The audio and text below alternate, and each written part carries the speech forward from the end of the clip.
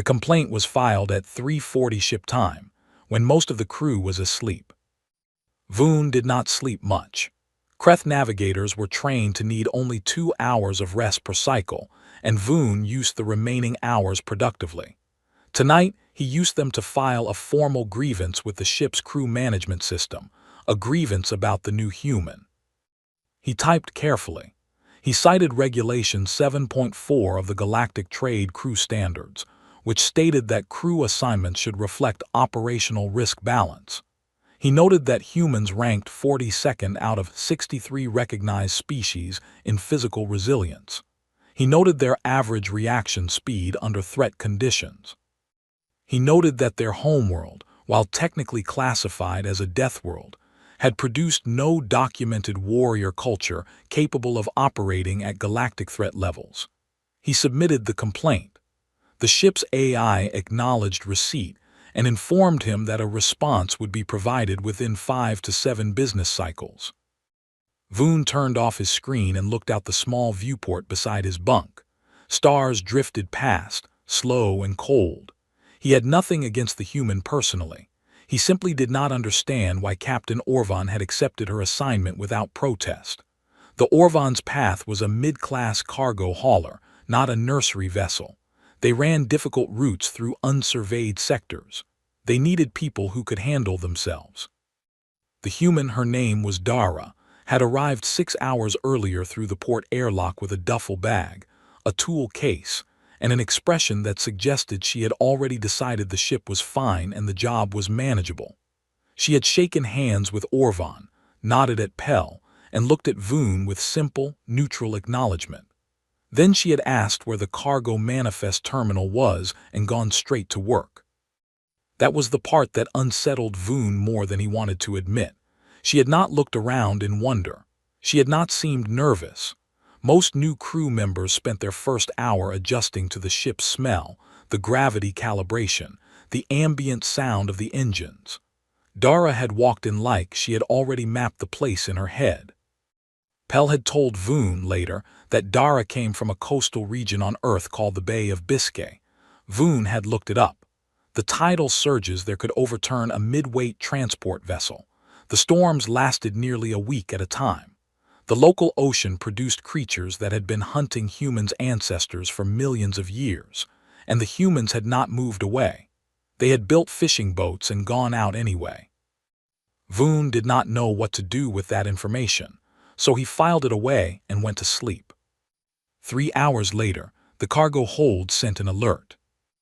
A pressure coupling in Bay 7 had cracked, not catastrophically, but enough to destabilize the magnetic clamps holding a row of heavy ore containers. If the clamps gave, the containers would shift and 2 of them would breach the inner wall of the hold. It was a 4-hour repair job, minimum, and they did not have 4 hours before the next routing checkpoint. Voon was still pulling on his uniform when he arrived at the hold entrance.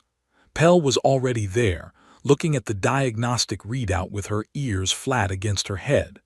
Orvan was behind her, his large shell-plated arms crossed, saying nothing. Dara was already inside the hold.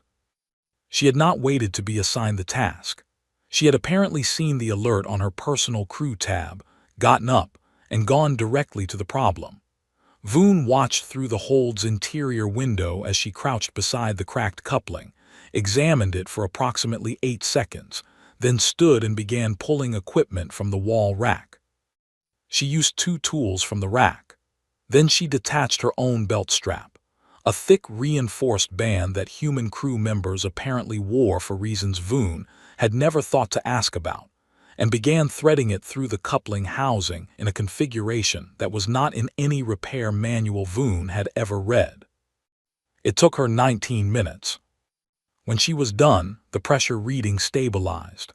The clamps held.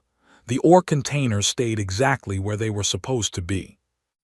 Dara stood up, reattached her belt, put the tools back in their rack and walked toward the hold exit.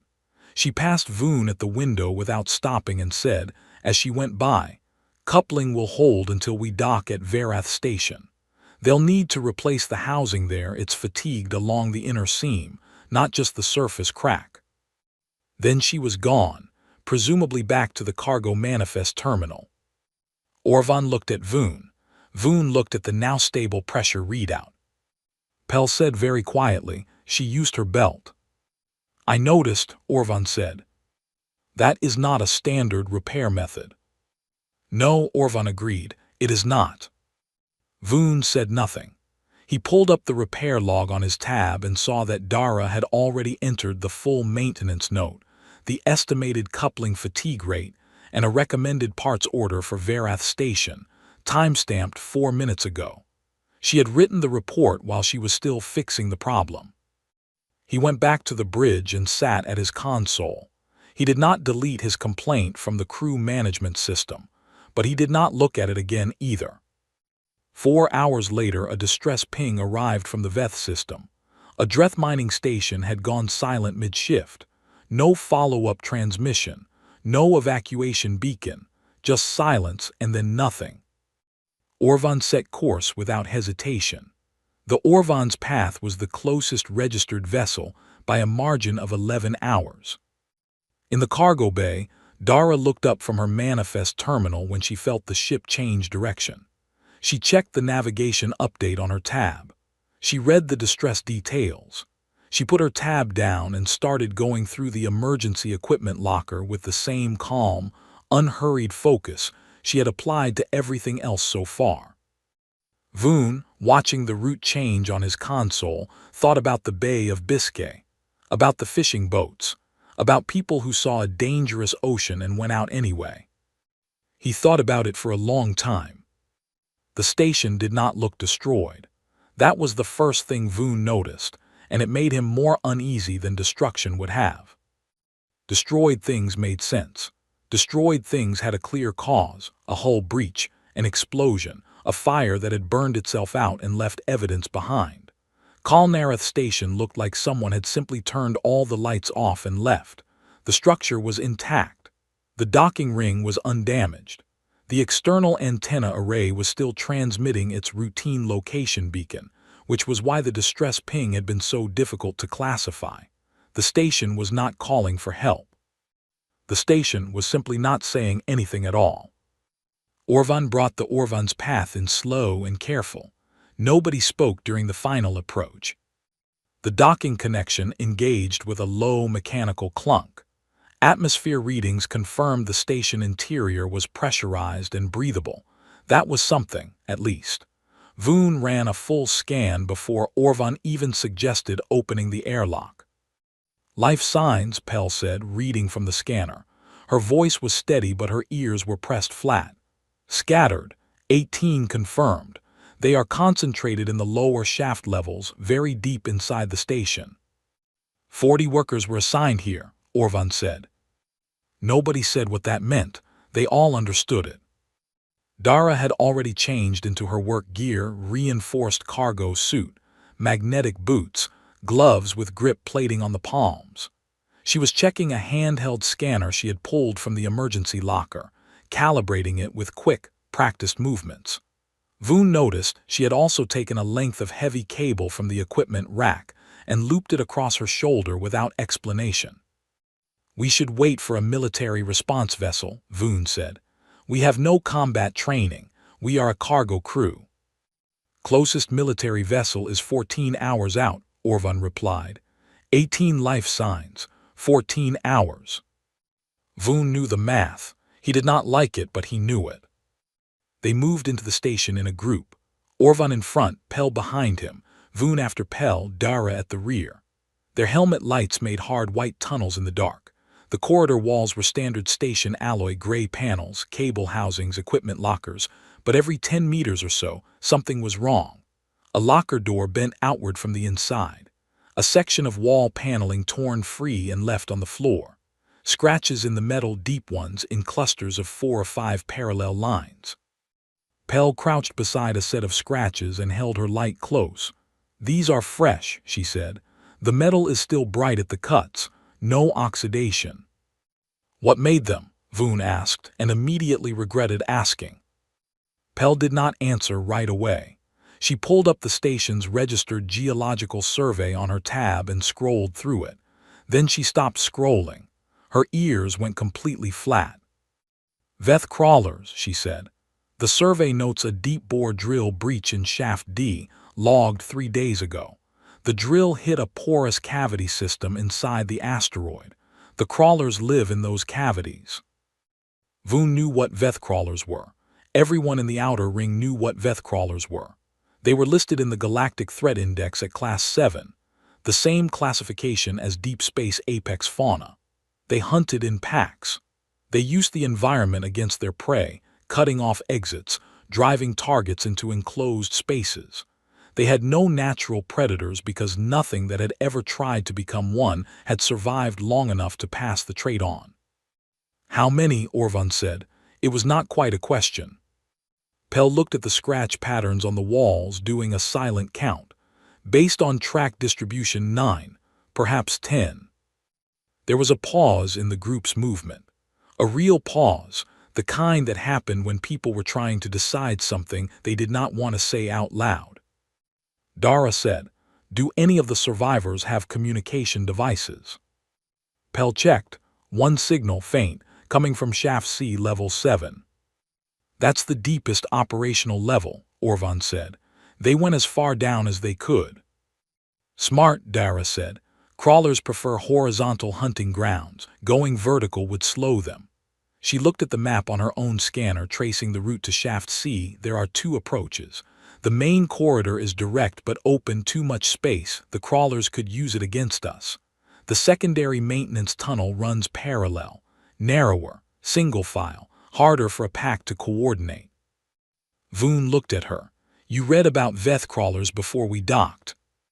"I read about everything before we docked," Dara said simply. "The station geological survey was in the distress file. The crawler habitat range was in the survey footnotes." She had read the footnotes of a geological survey during an 11-hour approach, identified a potential threat, and researched it. Voon tried to remember if he had done anything similar. He had not. He had been running navigation checks and trying not to think about how quiet the station looked. A sound reached them then, distant, low, rhythmic. A scraping drag somewhere behind the walls, moving parallel to them, roughly matching their pace. Everyone stopped. The sound continued for 3 seconds, then went silent. "They know we're here," Pell whispered. Dara was already looking at the wall where the sound had come from, her scanner raised.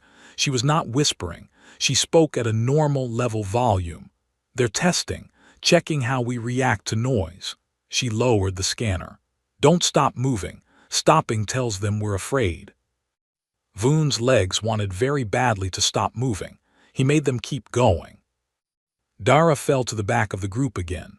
Voon glanced back once and saw her reach into her kit and take out a short flare, the cable still looped across her shoulder.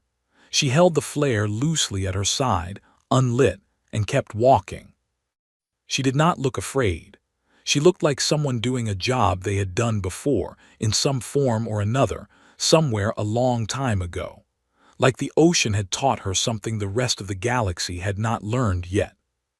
The scraping in the walls came back, closer this time. Dara said very quietly, "Keep going. I'll be right behind you." Nobody asked what she meant by that. Somehow, nobody needed to. Dara did not go with the group into the maintenance tunnel. She let them get 30 meters ahead, then she turned around and went the other way. She did not tell them because telling them would have meant a conversation, and a conversation would have meant time, and time was the one thing the 18 people in Shaft C did not have a lot of. She sent a short message to Pell's tab. "Taking the main corridor. Keep going to the survivors. Don't stop." Then she put her tab in her chest pocket, lit the flare, and walked toward the sound in the walls. The main corridor of Kalnarath was wide enough for 4 people to walk side by side. The ceiling was high, designed for heavy equipment transport. In normal operation, it would have been bright and noisy, forklifts and ore carts and workers calling to each other across the noise. Now it was dark except for Dara's flare and the faint amber emergency strips at floor level, and it was so quiet she could hear the ventilation system breathing. She held the flare out to her left, away from her body. Light draws attention. She wanted the attention somewhere other than her center mass. The first crawler came from above. It dropped from a gap in the ceiling panels. A thing the size of a large dog but low and flat, 6 limbs spread wide, 2 antennae sweeping forward as it landed. It was fast. It hit the floor and was moving toward her before she had fully registered its position. Dara threw the flare. Not at the crawler, past it further down the corridor. The flare skittered and bounced on the metal floor, throwing wild orange light in all directions. The crawler stopped. Its antennae swung toward the new light source, confused by the sudden change in input. Dara was already moving. She went wide around the crawler's right side, staying in the crawler's peripheral blind spot. She had read that Veth crawlers had a 30-degree blind zone on each lateral flank, a fact buried in a footnote of a footnote in an academic paper about asteroid fauna that she had found in the station's geological survey reference list. She pressed herself against the wall and moved fast and low while the crawler was still processing the flare. She got past it. Behind her, she heard it recover and start moving again. She did not look back. She rounded a corner, pulled the cable from her shoulder, and found what she had been looking for, a heavy equipment door, manual crank, solid alloy. She cranked it open just far enough, propped it with a broken piece of wall panel she had noticed on the way in, and kept moving. The cable she strung across the corridor at ankle height, tied to a support strut on each side. Then she found a second piece of debris, a loose ventilation cover, metal, about the size of a serving tray, and set it balanced against the wall above where the cable crossed, angled so that anything hitting the cable would knock it down. She moved 20 meters further along and waited. The crawler came around the corner. It was following her heat signature. She had read that too. She had also read that their heat-tracking ability worked best at medium range and degraded sharply at close quarters, because they used it primarily to track prey that was running. Prey that was standing still gave a more diffuse reading. So she stood very still. The crawler moved toward the cable. It hit the cable. The ventilation cover fell with an enormous metallic crash that echoed off every wall in the corridor. The crawler reversed direction instantly, threat response. Loud noise meant danger, and hit the wall panel propping the equipment door open. The door swung shut. The crawler was on the other side of it. Dara cranked the door sealed from her side. Done. Her comms crackled. Voon's voice, tight and controlled. We can see you on the station cameras. 2 cameras are still working in the main corridor.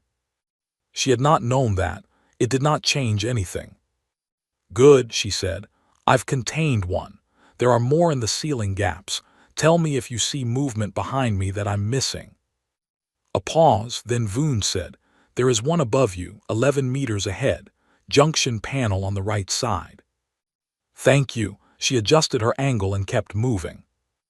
Over the next 40 minutes, Voon became something she had not expected. Useful. He watched the cameras and called positions in a steady, precise voice, the same tone she imagined he used for navigation coordinates. No panic, just data. She used the data the way she used everything, as raw material for a plan that changed shape every few minutes as new information came in. She drove 3 more crawlers into sealed sections using the same basic method: noise, misdirection, environmental barriers. 2 more she pushed toward each other deliberately, letting them register each other as threats in a confined space. They fought. She sealed the section and moved on. One cornered her in a narrowing maintenance alcove. This one did not follow the pattern.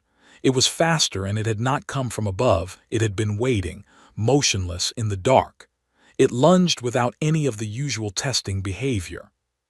She dropped under its first strike, felt the impact of displaced air across the top of her head, hit the floor rolling, came up against the alcove wall.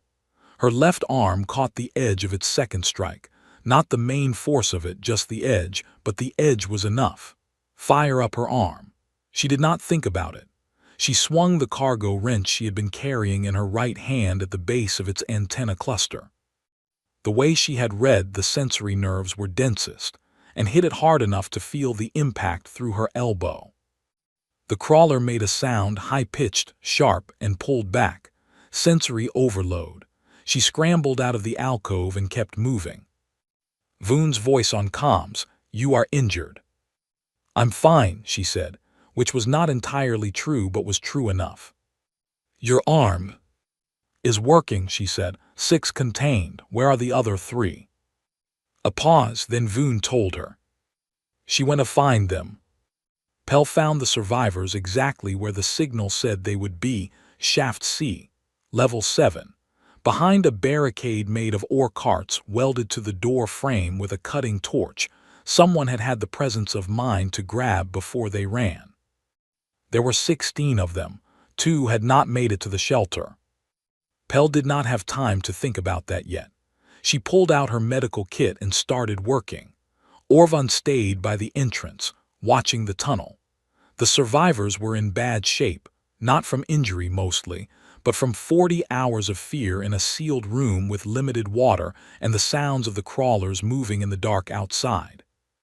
The one who seemed most alert was an old Drethminer named Sewell. He had deep-set eyes under a heavy brow plate, and the kind of hands that had spent decades doing hard work in difficult places. He watched Pell work for a few minutes, then asked who had come with the ship. Pell told him. A Kreth navigator, a Dreth captain herself, and 1 human crew member. Sewell's browplate furrowed. 1 human. Yes.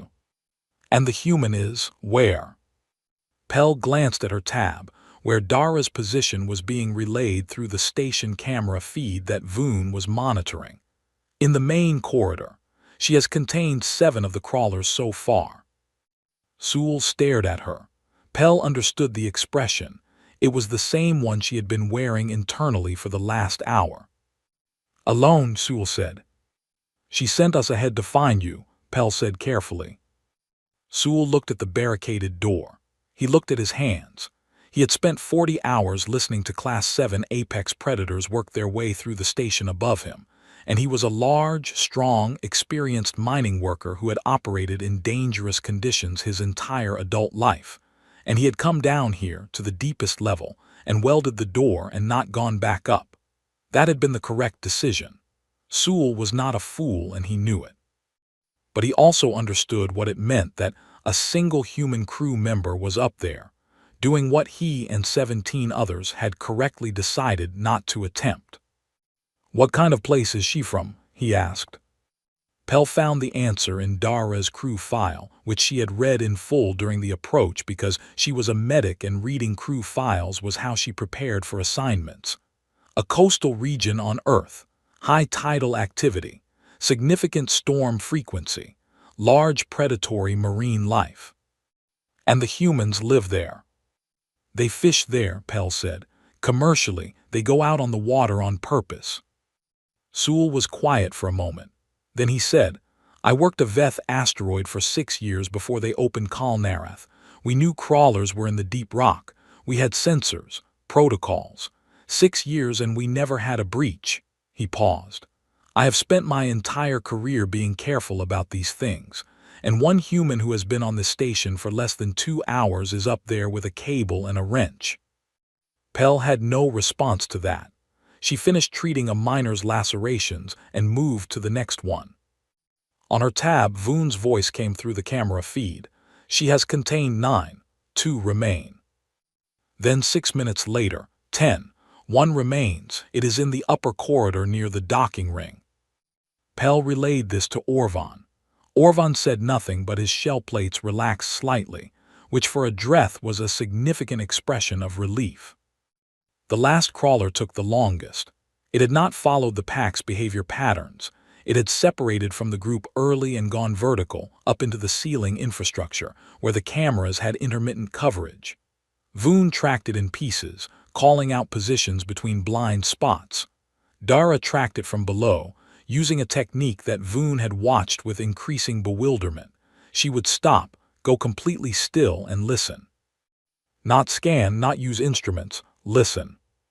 "She is using her ears," Voon reported to the group. his voice carrying an odd quality, not quite disbelief, not quite admiration, something in between. She can hear it moving in the ceiling. She is triangulating its position by sound. Humans have very good hearing, Pell said, mostly to herself. They also have very good noise discipline when they choose to use it, Voon said. She has been nearly silent for the last 8 minutes. Pell looked at her tab. The camera showed Dara standing motionless in the upper corridor, head tilted slightly, waiting. The image was grainy and dim, but the posture was unmistakable, the posture of something that was itself a predator, doing what predators do. The last crawler came down from a ceiling junction, and Dara was already moving when it landed. She had known where it was going to come out. She drove it directly into the sealed docking ring antechamber and locked the outer door behind it. Clean and done. Her comms came on. All 10 contained. Station is clear. Send someone to Shaft C with a med kit. I saw a secondary signal when I came through level 4. One of the survivors might have tried to move on their own. Check the side room off the main junction. Orvan immediately sent Pell back up with the remaining kit. Pell found the missing miner in the side room exactly where Dara had said, a young worker who had gotten separated and hidden in an equipment closet, too scared to signal. She was dehydrated and had a fractured wrist from a fall in the dark, but she was alive. 16 survivors had become 17.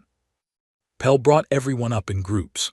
Dara was sitting on a cargo crate near the main corridor junction when they emerged, working her way through a ration bar with her uninjured hand. Her left arm had a field dressing on it. She had wrapped it herself, tight and efficient, while keeping the arm functional. She looked at the survivors as they came out, counting heads, and when the last one cleared the corridor, she gave a small nod to herself, like completing a checklist item. Sewell stopped in front of her. He looked at her for a long moment in the way he had been looking at his own hands earlier, like he was trying to understand something that did not fit into the categories he had built over a lifetime. You went toward them, he said. Dara looked up. Someone had to. We were 40 workers, experienced, we. You kept 17 people alive in a sealed room for 40 hours, Dara said. That's not nothing. That's actually the harder job. Sewell stared at her. Pell, nearby, thought that was possibly the most generous and most completely honest thing she had ever heard said in a crisis situation. Sewell did not have a response. He just nodded slowly and kept walking. Dara finished her ration bar and stood up. What's the transport timeline? She asked Orvan. 6 hours, Orvan said. Good. She picked up her scanner. I'll start logging the crawler containment points so the response team knows what they're dealing with when they arrive. She paused. Also, someone needs to seal the bore drill breach in Shaft D before they release the crawlers back into the cavity system. Otherwise, this happens again. She walked back into the dark corridor, scanner out, already working.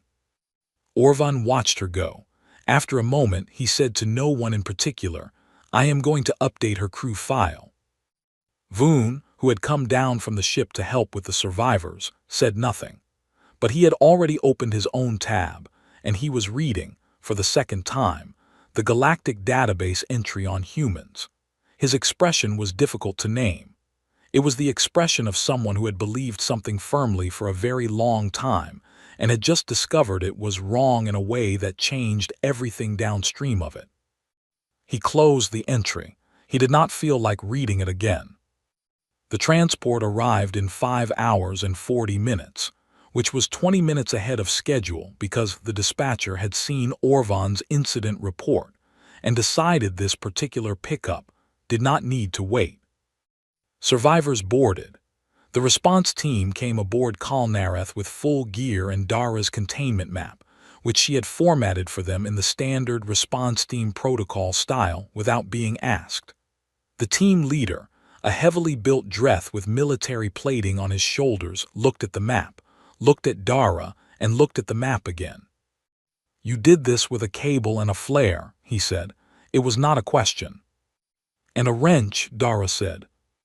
The team leader looked at her arm. The field dressing had soaked through in one corner. He opened his mouth to say something, and she had already turned to talk to Orvan about the bore drill closure timeline. So he closed it again and went to do his job. The Orvan's path detached from the docking ring and set a course for Verath Station, which was the nearest port with proper medical facilities. Pell had insisted on this. She had also insisted on Dara sitting down long enough to let Pell replace the field dressing with a proper wound seal, which took 11 minutes, and which Dara spent reviewing the station incident report on her tab. "You could rest," Pell said, drawing a clean edge along the wound seal's margin. "I'm sitting," Dara said. "Sitting and reading is not resting." "It's resting my legs." Pell decided not to argue. She finished the wound seal and ran a bone density scan on the arm, no fractures, which surprised her, given the force she estimated the impact had carried. She made a note in the medical log, remarkable impact resistance relative to predicted baseline. This was the polite clinical way of saying, this should have broken her arm and it did not. She did not say this to Dara. She just made the note and moved on. Later, when the ship was quiet and running on minimal crew, Voon found Dara in the small common area. She was not reading anymore. She was sitting with a cup of something warm, human tea. She had apparently brought her own supply and looking out the viewport at the stars. She was, as far as Voon could tell, doing nothing at all, which was the first time he had seen her do that. He sat down across from her.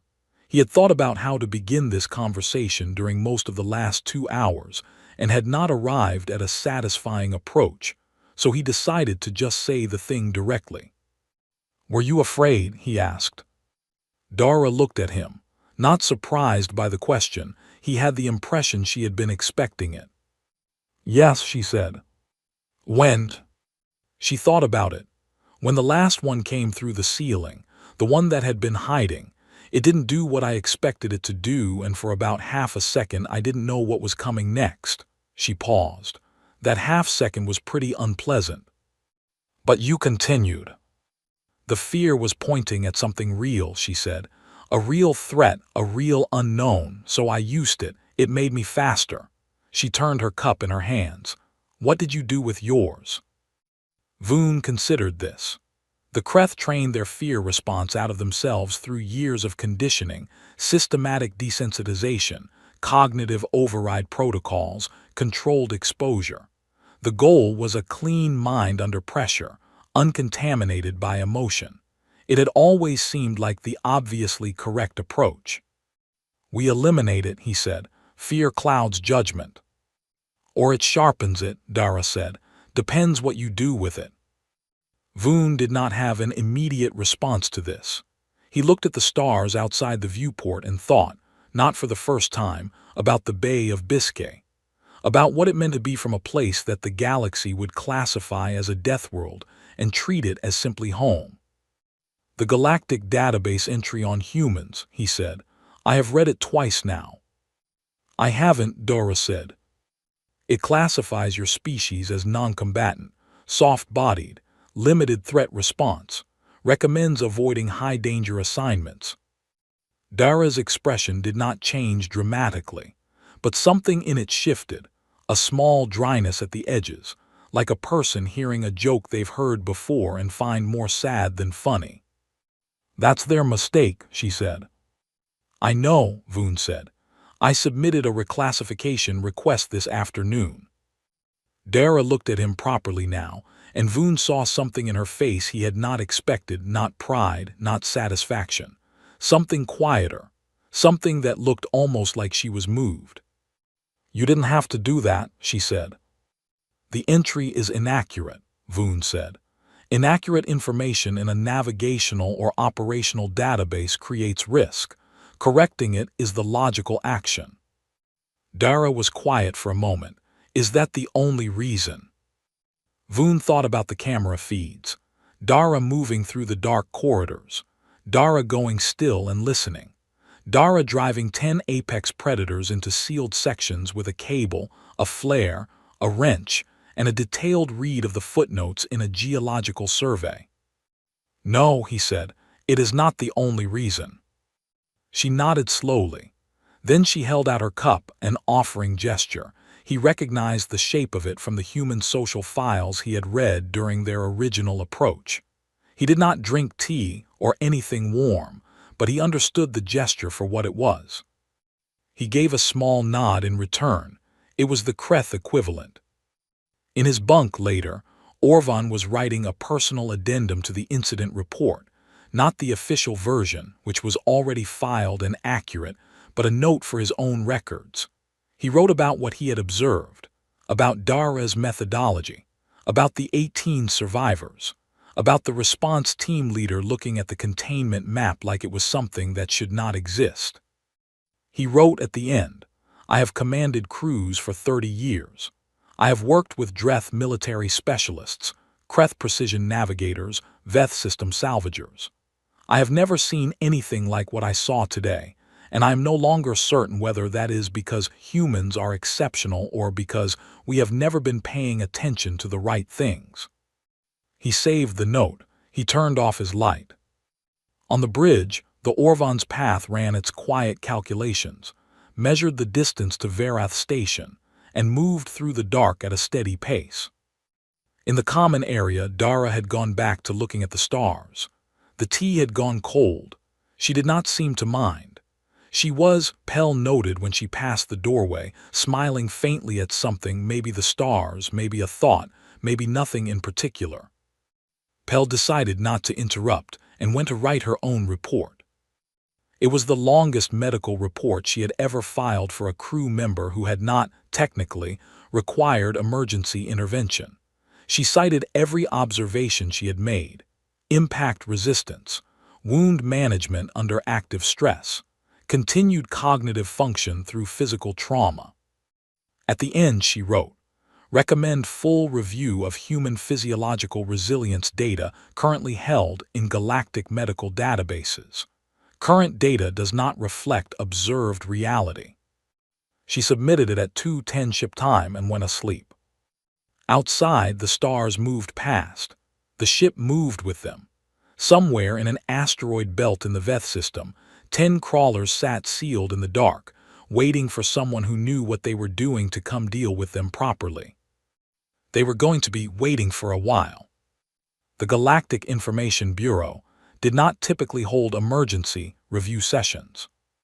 They held scheduled reviews, quarterly assessments, and periodic classification audits that ran on a 7-year cycle and generated approximately 12,000 pages of documentation per species. Emergency sessions were reserved for events significant enough that waiting 7 years, or even 1 year, would create an active operational problem. 3 independently submitted reports from the same incident, all recommending reclassification of the same species, met that threshold. The session was called 14 days after the Kalnareth incident. It was held in a mid-sized chamber in the Bureau's regional headquarters, not the main hall, because the Bureau had not expected significant attendance.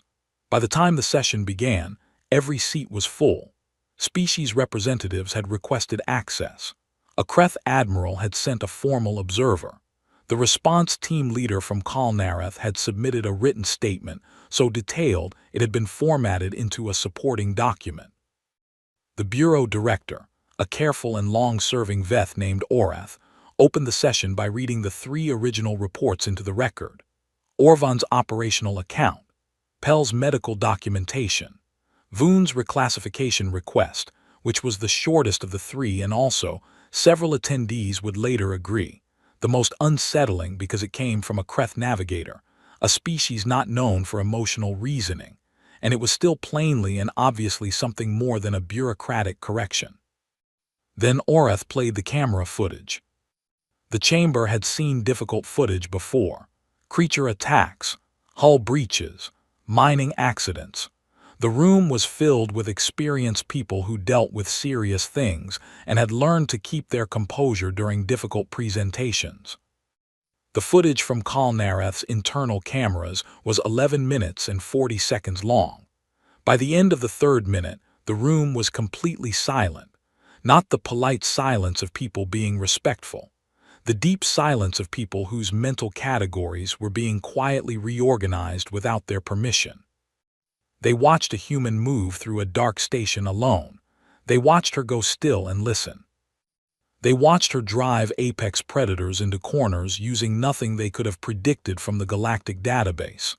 They watched her take a direct impact from a Class 7 creature, hit the floor, come back up, and keep moving. The footage ended. The room stayed silent for a moment that was longer than standard procedural silence.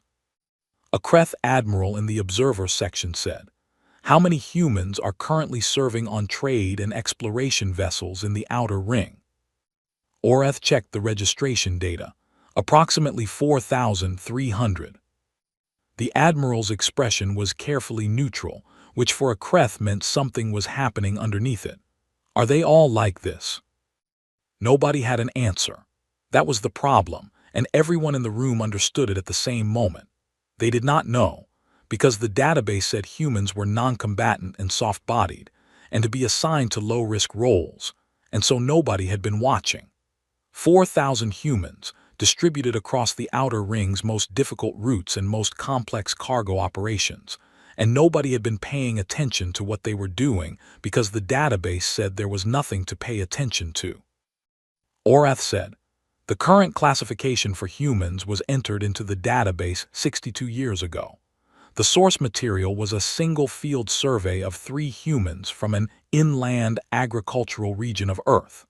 The surveying team noted limited threat response and low physical aggression and classified the species accordingly."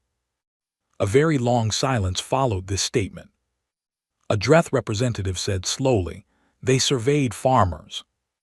"Inland farmers," Orath confirmed, "from a region with no significant predator pressure and no coastal exposure."